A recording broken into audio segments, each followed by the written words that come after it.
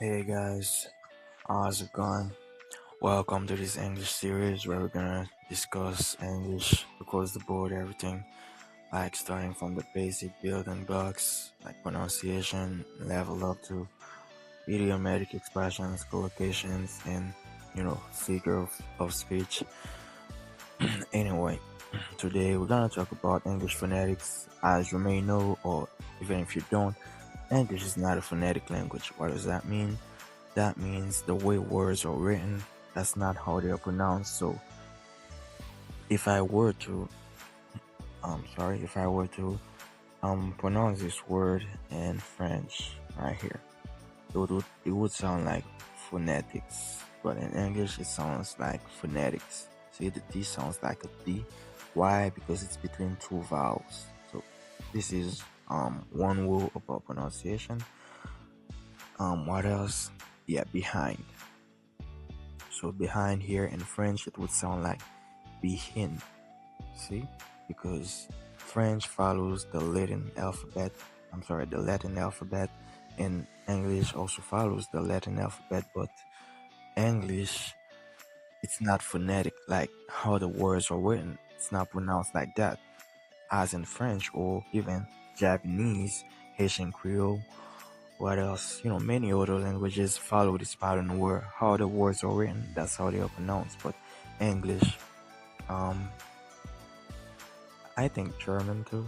Yeah, German. What else? Spanish. They're not phonetic languages.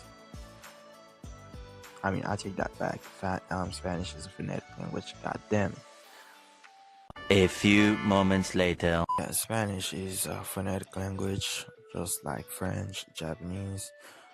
Yeah, I take that back. I mean, actually, there are certain words which are not pronounced the way they are written, but that's not the topic here.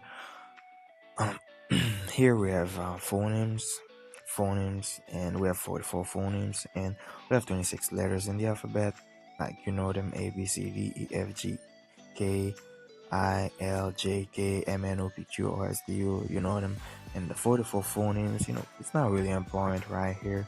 I just had to include them since we are talking about phonology. Phonemes are the smallest sound unit that distinguishes meaning in English. See, so basically the basic sound is like a syllable, but it's a smaller sound unit than a syllable. A syllable is like an alphabet. We have three syllables: L, A, L, phabet, P, H, A, bet, B, E, T. These are three syllables, but then phoneme is like a sound. I don't know if you understand. So this example here, we have cat and hat. Let's see, so cat, it's a different phoneme than hat because of the H letter and the C letter here. See, so the phoneme changes the entire meaning. One phoneme. See, the phoneme right here is H, and the phoneme there is H.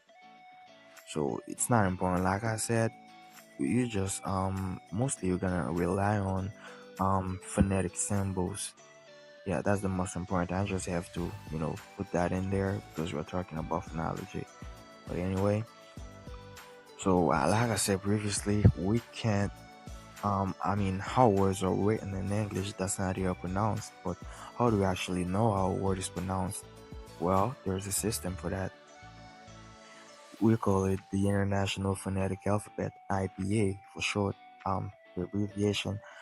So it's a bunch of symbols basically that tells you how words are pronounced. See how each syllable is pronounced in a word. For example, I have this one symbol which represents the SH sound in ship. And if I were to include the whole phonetic representation, it would have the IP sound there. See, the E, the I sound, the I letter here would be represented by a phonetic symbol, which is an I, but it has like this little ball on top and this little ball at the bottom. But you'll see in a bit. Anyway, this phonetic sound is pronounced like sh. Sh. That's why if you say ship and you check the phonetic representation, phonetic pronunciation in a dictionary, you'll see the symbol and then the rest. Right here is just one symbol. I just wanted to show you. So yeah, let's keep going. um, in English we have 24 consonant sounds. You know what what consonants are, and they're just the antonyms of not syllables but vowels. Let's take a break.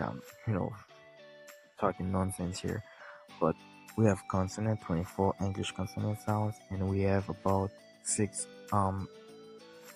vowels, I believe.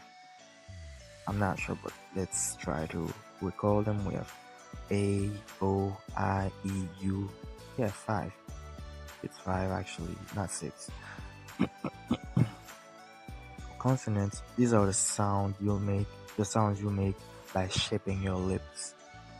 See, the thing is about the key difference about a vowel and a consonant is that a vowel you don't need to make any shaping with your mouth to pronounce it, but a consonant you have to, like if I say p, p, p, you see, I have to close my lips and expel air, p. You see, if I want to make v, v, you see, I bite in my lower lips, v. See, that's why I'm able to pronounce it. And I have to like clench my tongue, not my tongue, sorry, my teeth together and see, and expel air out of my teeth to make that sound. Th, th. See, I have to make movements with my tongue and my lips to pronounce the consonant sounds. See, but when it comes to vowels, guess what? You don't have to make any some sort of motion with your lips or tongue to actually pronounce them. A, O, U, E, I. Try to pronounce them and you'll notice the difference. These are vowels. These are sounds you solely pronounce or make with your vocal box right here. Your vocal box is in your I mean right above your windpipe, I think, but it's that organ you use to pronounce these sounds. So vowels, you can make these sounds without using your lips. A, watch my lips as I'm pronouncing them. My lips will stay open the whole time. A, O, U, I, E. See? So O, O, O, O. I mean, some of y'all, if you're smart enough, or if you know, you're like what is this guy's name again? Sherlock. You might have noticed that I kind of did some shaping with my mouth when I said "oh." Why? Because that was a diphthong, not a vowel. But if you say "oh," "oh," you see. But if I say "oh," see, it's like the O sound mixed with the W sound. We'll get to that in a bit. The diphthong is basically two vowels mixing together. That's what a diphthong is. So okay, we'll pass that. We know what consonants are. By the way, these are the phonetics symbols you'll see. See J. If I want to know how to pronounce the word judge, I check the phonetic in a dictionary. I'll say this Ch, and then the rest. The rest is not included here, but you know what? If you check a dictionary, I mean, let me show you.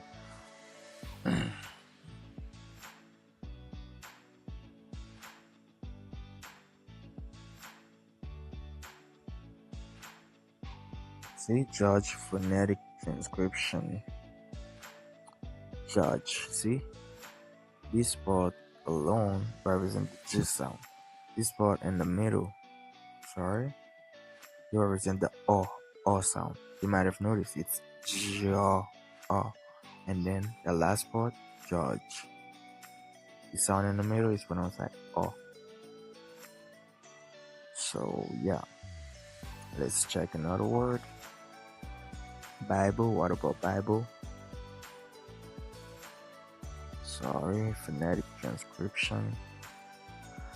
And by the way, you don't have to Google every word. There are applications for that. I mean, a basic dictionary includes the phonetic transcription, like the Cambridge Dictionary. I mean, I wish they're just giving me the word. Okay, Bible. See, B. This is a diphthong because it it's the mixture of the a vowel, and the I vowel. You see, it's pronounced like I. Bible, Bible. This is the whole phonetic transcription. So let's get back to our slides. Here we have the 20 English vowel sounds. They say 20, but it's not because um we actually have 5 vowel sounds in English, but we have diphthongs. What are diphthongs is basically when two vowels merge together. Like, see, like I was saying, I. This word is pronounced like by. It's B plus this um symbol. It makes the word sounds like by. So if you see that word, you don't know how to pronounce it, then you check the phonetic transcription, and it's gonna say by. So that's why French and English are not the same. English is a different animal. That's why I said English is not a phonetic language, because what a phonetic language is a language where the words, the way they are written, that's how they are pronounced. See, so for example, French, which um follows the Latin alphabet, it uses the Latin alphabet. So how the word, how the letter or the combination of letters sound in Latin, that's how it sounds in French, but in English it's not. Even though English uses the Latin alphabet.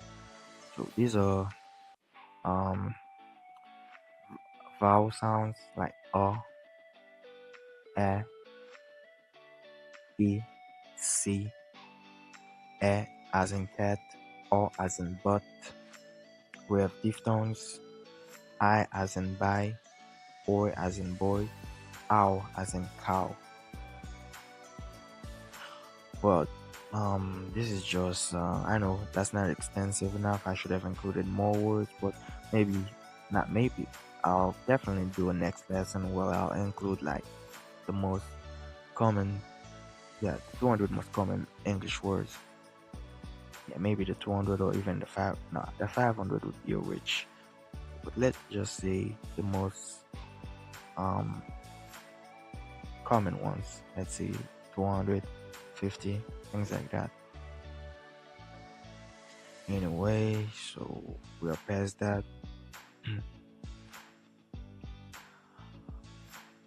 Okay, so this part is about visualizing sound production, which I'm not gonna say it's not important.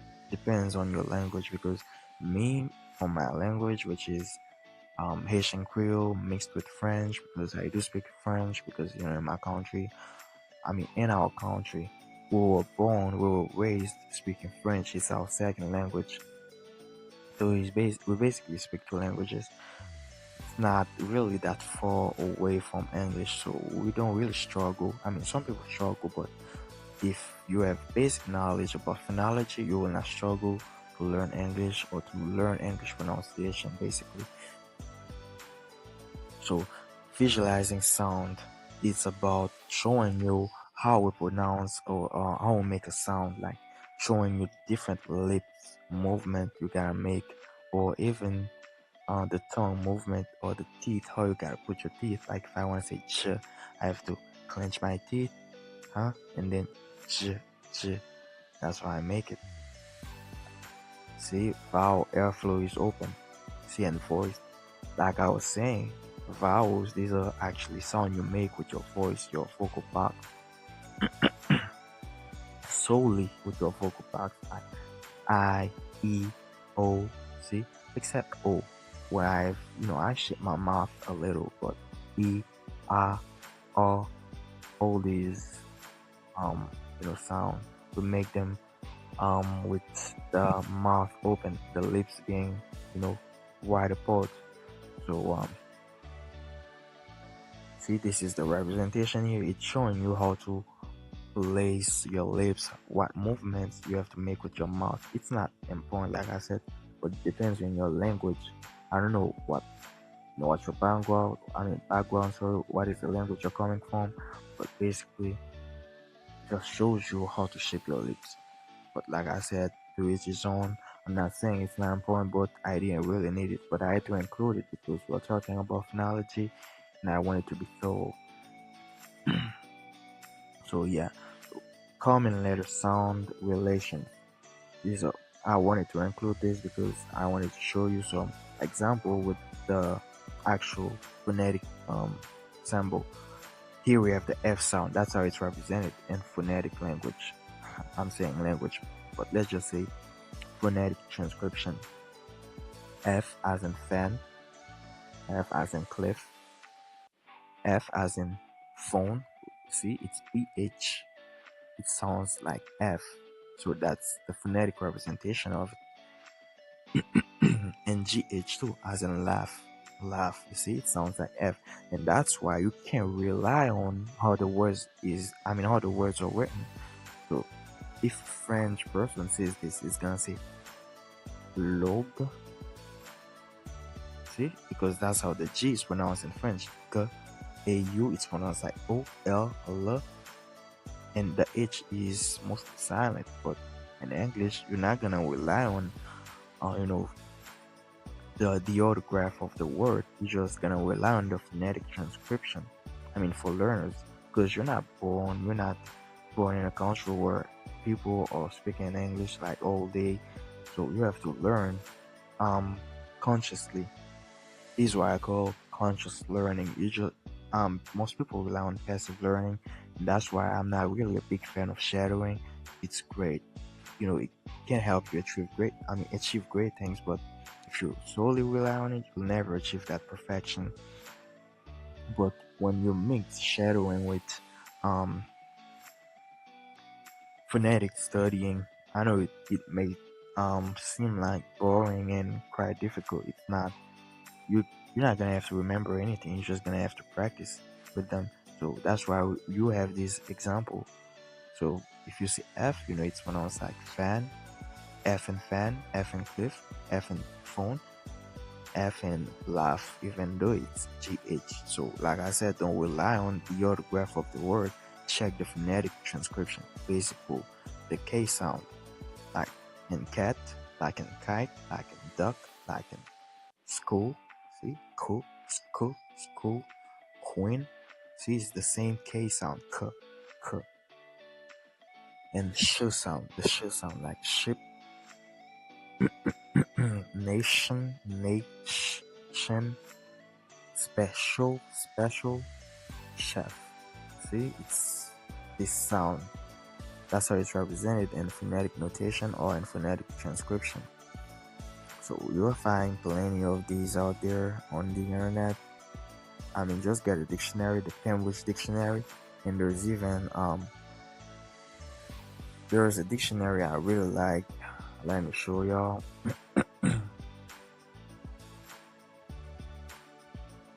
Well, I don't know if you can see.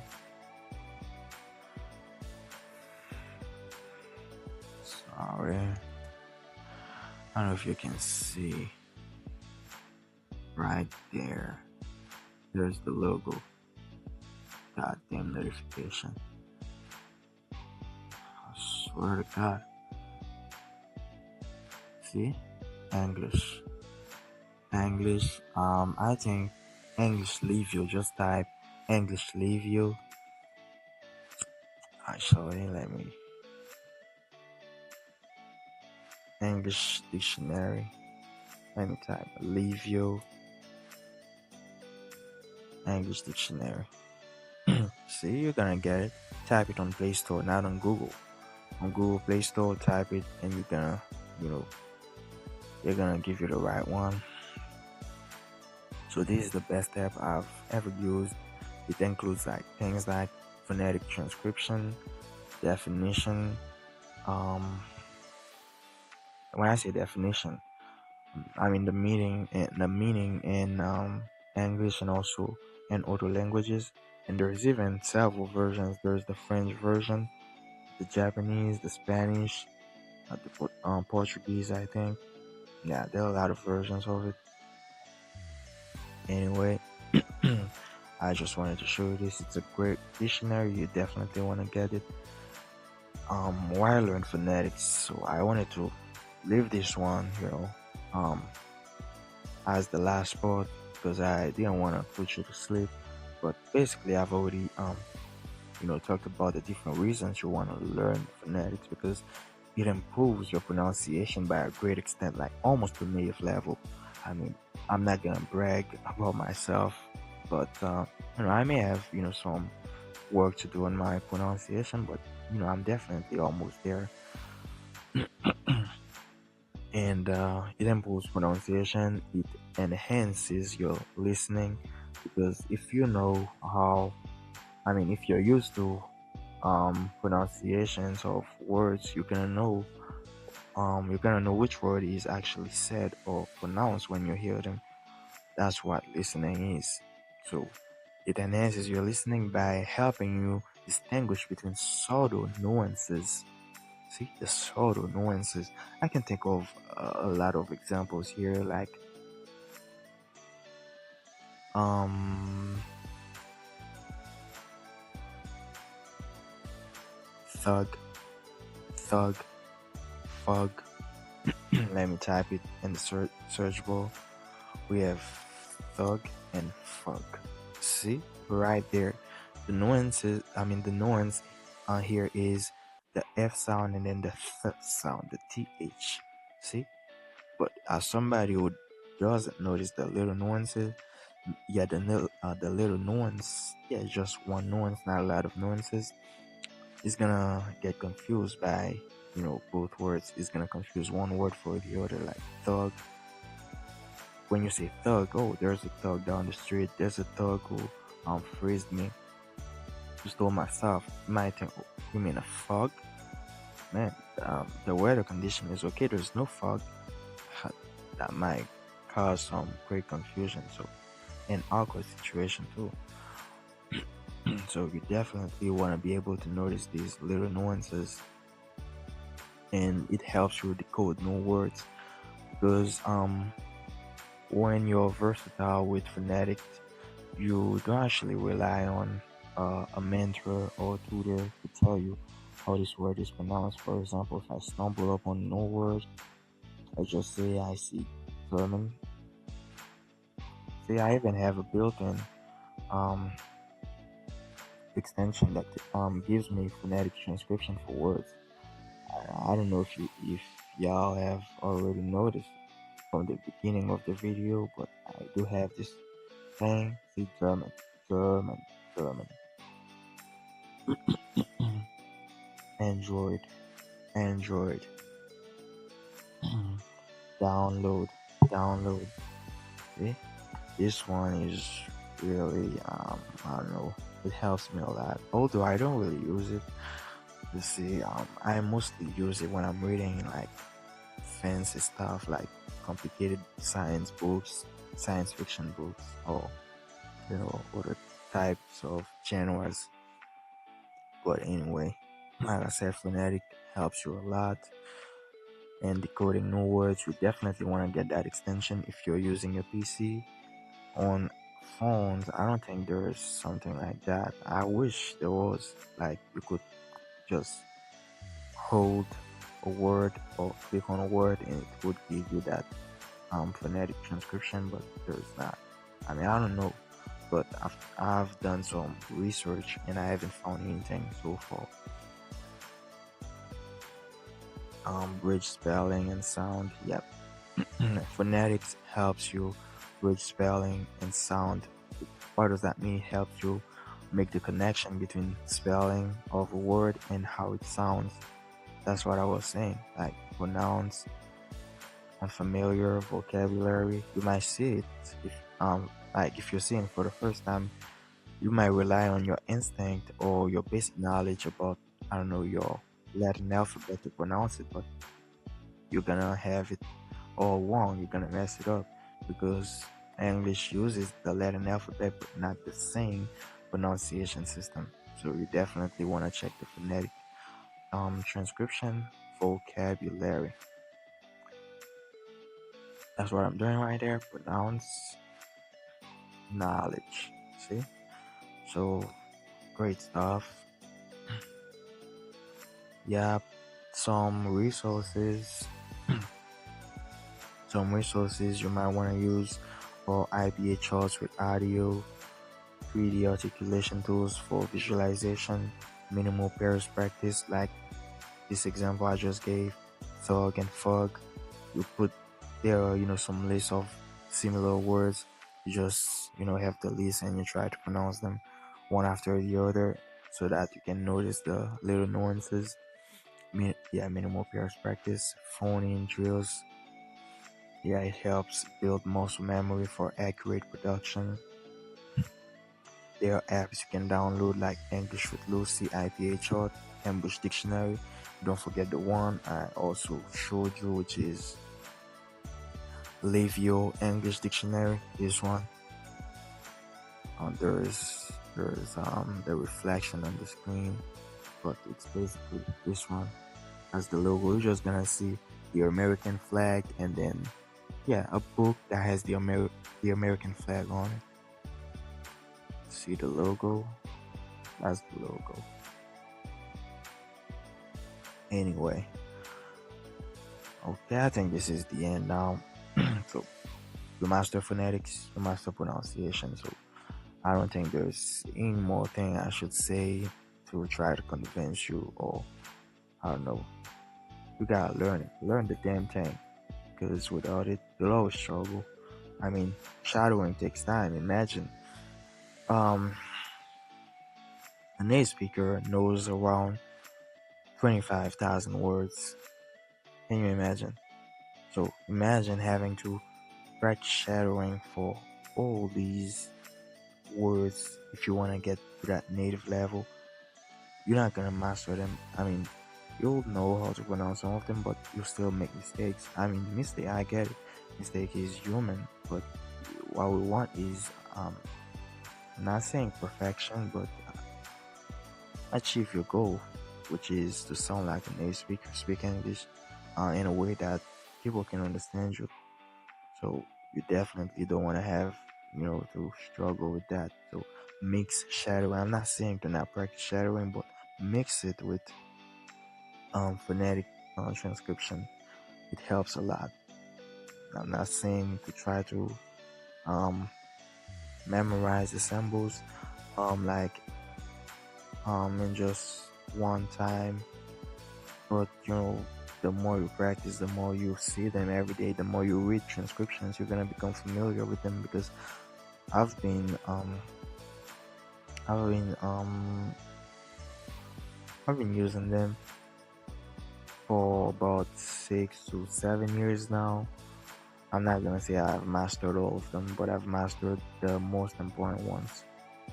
See, the ones I need the most, the ones I know that they make up um the most important part of an English word. It's all getting messed up here, so let's end this video real quick. I'm at a loss for word. So thank you for watching. So yeah, see you next time. I'll definitely do a video of about 200 most common English words. So see you next time. Peace.